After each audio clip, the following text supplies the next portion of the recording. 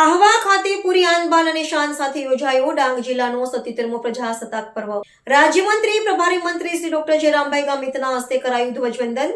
પ્રજાસત્તાક પર્વની શુભકામના સાથે રાજ્ય અને દેશના વિકાસમાં ભાગીદારી નોંધાવવા માટે સૌને કરાયું આહવાન.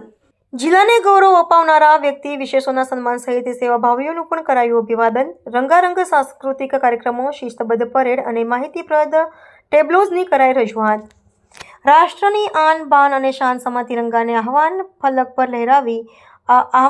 પર લહેરાવી અદબ સલામી આપ્યા બાદ રાજ્ય કક્ષાના મંત્રી વ ડાંગના પ્રભારી મંત્રી શ્રી ડોક્ટર જયરામભાઈ ગામિતે તેમના પ્રજાજોગ સંબોધનમાં ડાંગના પ્રજાજનોને રાજ્ય સરકાર વતી પ્રજાસત્તાક પર્વની શુભકામના પાઠવી.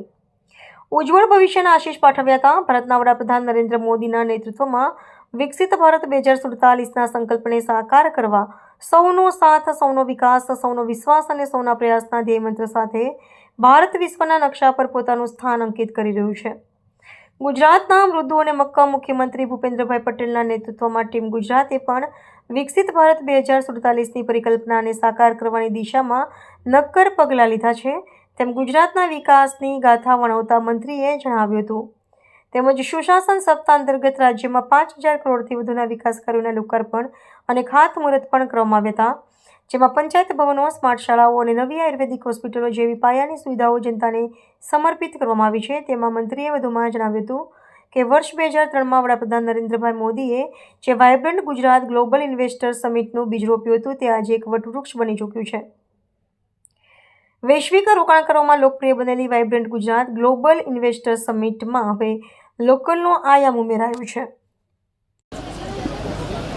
આજે ડાંગ જિલ્લા ખાતે ડાંગ જિલ્લાનો જિલ્લા કક્ષાનો કાર્યક્રમ આવા ખાતે યોજાયો. આ કાર્યક્રમમાં સમગ્ર જિલ્લામાંથી ખૂબ ઉત્સાહપૂર્વક તમામ વહીવટીતંત્ર, તમામ શૈક્ષણિક સંસ્થાઓ અને તમામ વિભાગો ઉત્સાહપૂર્વક ભાગ લીધો. અને આગામી દિવસોમાં 2047માં ભારત વિકસિત થવાનું છે ત્યારે અત્યારથી જે રીતે નરેન્દ્રભાઈ મોદી સાહેબ અને ભૂપેન્દ્રભાઈ પટેલ ગુજરાતના મુખ્યમંત્રીશ્રીએ જે રીતે આગામી દિવસોમાં વિકસિત ભારત થાય એના માટે અત્યારથી જે પહેલ કરી છે એના માટે ડાંગ જિલ્લો પણ અમારો ખૂબ અત્યારથી કામ કરે છે અને દરેક યોજનાઓની જે લાભ એ નીચે સુધી પહોંચે એના માટે ખૂબ સક્રિય છે. ત્યારે આગામી જિલ્લાઓ બીજા જિલ્લાઓની હરોળમાં અમારો ડાંગ જિલ્લો પણ આગળ આવશે અને જ્યારે વિકસિત ભારત 2047માં થશે ડાંગ જિલ્લાનો પણ એમાં વિશેષ યોગદાન રહેશે.